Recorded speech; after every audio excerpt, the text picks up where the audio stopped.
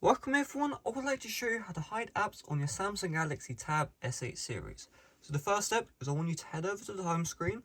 Once you're on the home screen, I want you to long press on the bottom left hand side of your tablet. So I'm going to get my thumb here and I'm going to press and hold. So 3, 2, press and hold. And you can see once you've done that, you're going to see this view right here. And so from here, I want you to tap into settings. And from settings, you're going to see here, hide apps. Tap into this one and then you can select all the applications you would like to hide.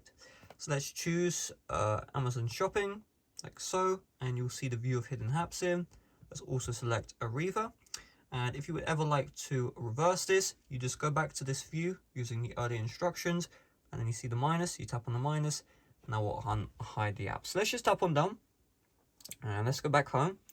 Let's take a look. So, is the Amazon Shopping here? You will not be able to see it. And also if we search up for Amazon Shopping, you will see Amazon Shopping isn't showing up here either. So this application is completely hidden off of my tablet.